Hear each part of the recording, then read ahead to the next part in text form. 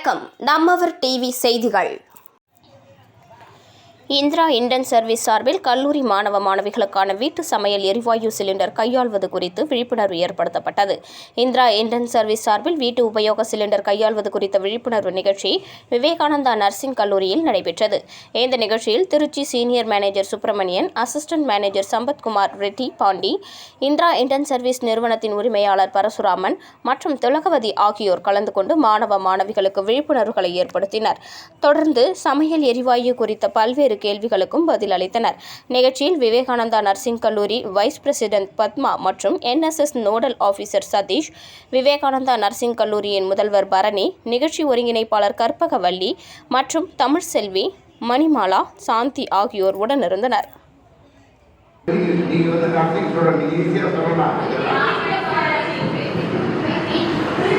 அந்த புகையில் இருந்தாங்கனாக்கா அவங்களுடைய நுரையீரல் ஃபுல்லாக பாதிக்கும். இப்போ சிகரெட் குடித்தா மட்டும்தான் பாதிக்கிறதுன்னு இல்லை. லேடிஸ் அடுப்பங்கரையில் அந்த புகையை போட்டு இருந்தாலே நமக்கு ஃபுல்லாக நுரையீரல் பாதிக்கப்படும். ஸோ அதனால தான் LPG உஜ்வாலா கனெக்ஷன் அதுக்காக தான் கவர்மெண்ட் ஃப்ரீயாக கொடுத்தாங்க. அது தெரியுமா அவங்களுக்கு? ஃப்ரீயாக கொடுத்தாங்க, காசு இல்லாமல் கொடுத்தாங்க. தெரியுமா அவங்களுக்கு? சிஸ்டர் உங்களுக்கு தெரியுமா? உஜ்வாலா கனெக்ஷன் ஃப்ரீயாக கொடுத்தாங்க, கவர்மெண்ட் காசு இல்லாமல் கொடுத்தாங்க. இப்போதைக்கு நம்ம கவர்மெண்ட் ஒன்று கொடுக்குறாங்க, அது தெரியுங்களா?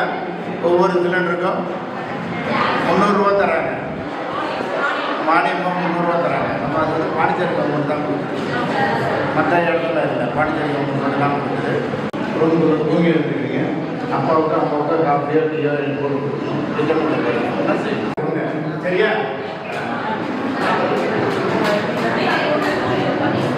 சார் இந்த சிலிண்டரை ஏற்பண்ணு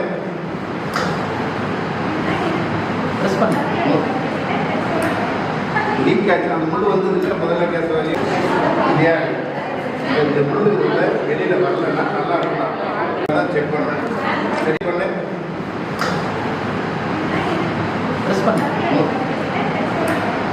லீக் ஆச்சு. அந்த முள் முதல்ல கேஸ் வழியே வரல சுத்தமாக இல்லையா? இந்த முள் வெளியில் வரலன்னா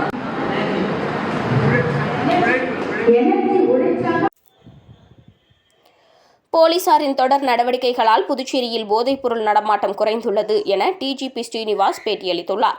போதைக்கு இளைஞர்கள் அடிமையாகி இருந்தால் அதிலிருந்து வெளியேறி வாழ்க்கையை ரசித்து வாழ வேண்டும் என்றும் அறிவுறுத்தியுள்ளார். புதுச்சேரி பாண்டி மெரினாவில் கஞ்சா மற்றும் போதைப் பொருட்களுக்கு எதிராக விழிப்புணர்வை ஏற்படுத்தும் வகையில் போலீசார் பீச் வாலிபால் போட்டியை இளையோருக்காக ஏற்பாடு செய்திருந்தனர். அதன்படி பாண்டி மெரினா கடற்கரையில் தொடங்கிய பீச் வாலிபால் போட்டியை டிஜிபி ஸ்ரீனிவாஸ் துவக்கி வைத்தார். பின்னர் செய்தியாளர்களிடம் பேசிய அவர், போதைப் பொருட்களுக்கு எதிராக விழிப்புணர்வை இளையோருக்கு ஏற்படுத்த சில நாட்களுக்கு முன்பு கேரம் போட்டிகள், மோட்டார் சைக்கிள் பேரணி, வாக்கத்தான் என பலவித போட்டிகளை நடத்தி வருகிறோம். இது இளையோரையும் போலீசாரையும் நெருக்கமாக செயல்பட உதவும். போதைப் பொருட்களை தவிர்த்து ஆரோக்கியமான சமூகம் அமையவும் எதிர்காலம் சிறப்பாக அமைய இந்த நடவடிக்கைகளை எடுத்து வருவதாக குறிப்பிட்ட அவர், போதைப் பொருட்களில் இருந்து விலகி இருக்கவும் போதிய விழிப்புணர்வை ஏற்படுத்தி போதையை தவிர்த்து ஆரோக்கிய வாழ்வை இளையோர் வாழ வேண்டும் என்பதே இந்நிகழ்வுக்கான இலக்காகும். போதைப் பொருட்களை பிடிக்க குழுக்கள் அமைத்து நடவடிக்கை தொடர்ந்து எடுக்கிறோம். தற்போது போதைப் பொருள் நடமாட்டம் குறைந்துள்ளது, இது தொடரும். முற்றிலும் போதைப் பொருட்கள் விற்பனை நீங்கும் வரை சோதனை நடவடிக்கைகள் தொடரும். கஞ்சா போதைப் பொருள் விற்போரை பிடித்து கைது நடவடிக்கைக்கு பிறகு நீதிமன்றம் தண்டனை தரும். கஞ்சா உள்ளிட்ட போதைப் பொருள் பிரச்சினை போலீசாருடையது மட்டுமல்ல, சமூகத்துக்கும் இதில் பொறுப்புண்டு. தம் குழந்தைகள் செயல்பாடுகளை பெற்றோர்கள், கல்லூரிகளில் பேராசிரியர்கள் கவனிக்க வேண்டும். சமூகத்துக்கும் விழிப்புணர்வு தேவை. தற்போது மக்கள் இந்நடவடிக்கைகளுக்கு ஆதரவு தருகிறார்கள். போதைக்கு இளைஞர்கள் அடிமையாக இருந்தால் அதிலிருந்து வெளியேறி வாழ்க்கையை ரசித்து வாழ வேண்டும் என்றுதான்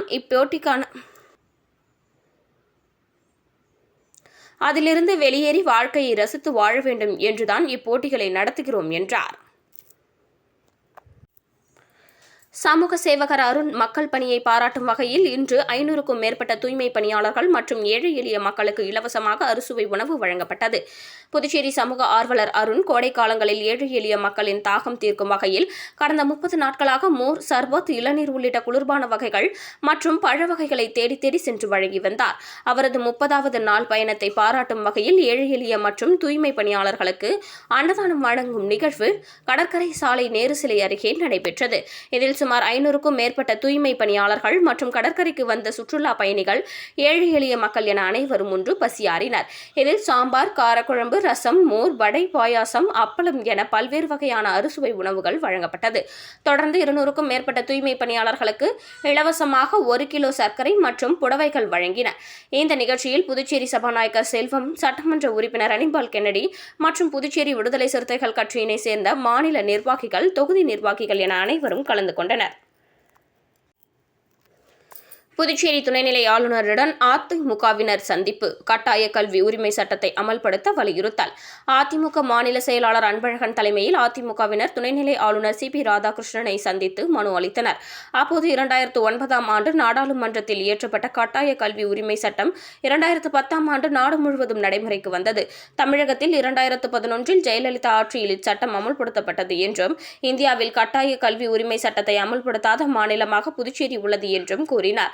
கடந்த திமுக, காங்கிரஸ் கூட்டணி ஆட்சியில் புதுச்சேரியில் மக்கள் விரோத ஆட்சி நடத்தியவர்கள் இச்சட்டத்தை 2021 வரை அமல்படுத்தவில்லை. தற்போது என்ஆர் காங்கிரஸ், பாஜக கூட்டணி ஆட்சி அமைந்து 3 ஆண்டுகள் நிறைவடைந்தும் மத்திய அரசின் இச்சட்டத்தை யூனியன் பிரதேசமான புதுச்சேரியில் அமல்படுத்தாமல் தனியார் பள்ளி நிறுவனங்களுக்கு ஆதரவாக உள்ளது என்றார். இந்தியாவிலேயே எல்கேஜியிலிருந்து 12ஆம் வகுப்பு வரை தனியார் பள்ளிகளில் கல்வி கட்டணம் அதிகம் வசூலிக்கும் மாநிலமாக புதுச்சேரி உள்ளது.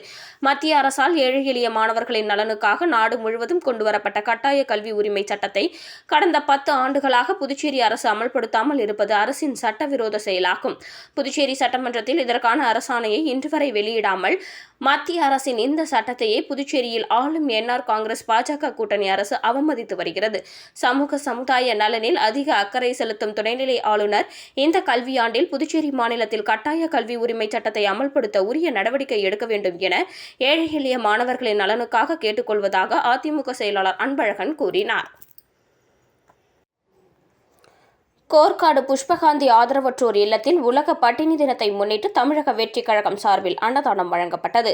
மே 28 உலக பட்டினி தினத்தை முன்னிட்டு தமிழக வெற்றிக் கழக தலைவர் தளபதி விஜய் ஆணைக்கிணங்க பொதுச் செயலாளர் புசி ஆனந்த் மற்றும் புதுவை மாநில செயலாளர் சரவணன் ஆகியோர் வழிகாட்டுதலின்படி தமிழக வெற்றி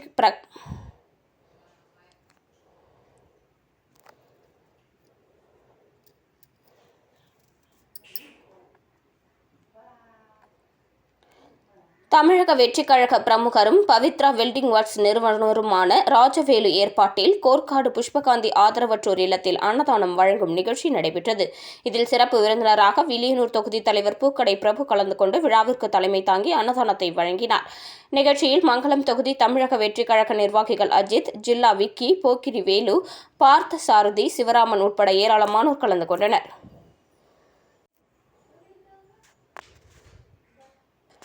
புதுச்சேரி ஸ்ரீமத் குரு சித்தானந்த சுவாமிகள் 187ஆம் ஆண்டு குரு பூஜை விழாவில் 1000க்கும் மேற்பட்ட பக்தர்கள் கலந்து கொண்டு தரிசனம் செய்தனர்.